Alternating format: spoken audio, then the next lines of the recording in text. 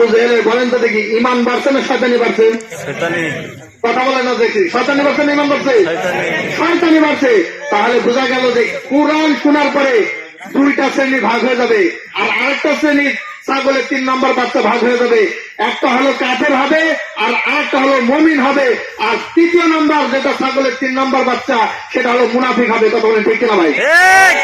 এই জন্য কোরআন কারো জন্য আপনার শেফা, কারো জন্য উপকারিতা, এবং কারো জন্য কোরআন একটা বিরক্তকর জিনিস। এই মজলিসের ভিতরে হোক অথবা যে কোনো জায়গাতে হোক, কোরআন শোনার পরে কোন ব্যক্তির ভিতরে এরকম চুলকানি এসে হুজুর এতক্ষণ যা বলেছে সব আমাকে টার্গেট করে বলছে, হুজুর যা বলছে সব রাজনীতি বলছে। আর ইমানদার ব্যক্তি যখন শুনবে তখন বলে না না না না না, হুজুর এটা নিজের বাপ দাদার কথা বলে নাই, হুজুর এটা বাপের কথা বলে নাই, এটা দাদার কথা বলে নাই, তার নিজের লেখার কোনো কথা বলে নাই, যা বলেছে আল্লাহ এবং আল্লাহ রসুলের পক্ষ থেকে বলেছে। সুবহানাল্লাহ। সম্মানিত হাজিরিন আমার, এরপরে আল্লাহ রাব্বুল আলামিন বলেন ওয়ালা রাব্বিহিম ইয়াতাওয়াক্কালুন। ইমানদার ব্যক্তিরা যখন কোরআন শুনবে, যখন ইমান তাদের বাড়তে থাকবে, এরপরে ইমানদার ব্যক্তিরা দুনিয়ার কারো উপরে ভরসা করবে না, একমাত্র কার উপরে ভরসা করবে? চিৎকাতে বলে কার উপরে ভরসা করবে? আল্লাহর উপরে ভরসা করবে ইমানদার ব্যক্তিরা।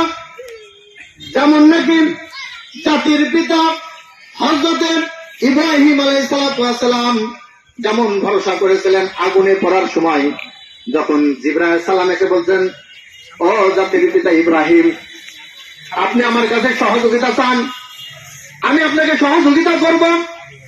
আপনি আমার কাছে সহযোগিতা চান, আমি আপনাকে সহযোগিতা করব। এই নমরুদের আগুনকে উঠাইয়া নমরুদের প্রাসাদ পর্যন্ত জ্বালাই দেব। ইব্রাহিম আলাইহিস সালাম ইমানের পরীক্ষা দিলেন। বলেন, ভাই জিবরাইল, এখন আমার পরীক্ষা চলতেছে, আমাকে তুমি বিরক্ত করো না।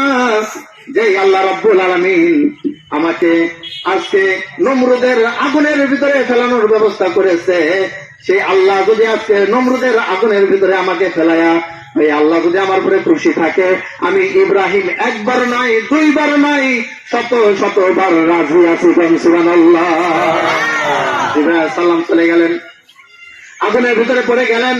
আগুনের ভিতরে যখন ইব্রাহিম আলাইহিস সালাম পড়তেছিলেন, আল্লাহ রাব্বুল আলামিন কুরআনুল কারীমের ভিতরে নোটিশ জারি করলেন। কি জারি করলেন? কুরআনের উপরে নোটিশ জারি করলেন।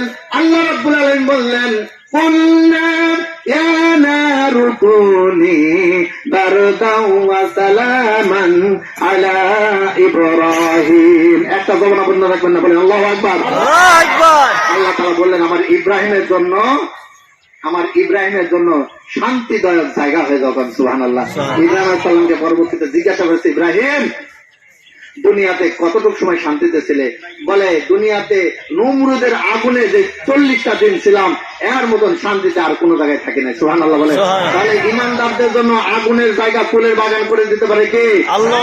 কে করে দিতে পারে? ইমানের পরে থাকতে রাজি আছেন তো? ইনশাআল্লাহ। ইনশাআল্লাহ। দেখা যাবে রমজান যাক, এখন 3 কাতার পাচ্ছি, কয় কাতার খুঁজে পাওয়া যায়? আমি তো এই মসজিদে ইমামতি করি, আমার নাজমুল ভাই তার করে না, নাজমুল ভাই তো এসে দেখবে না, আমি তো দেখবো।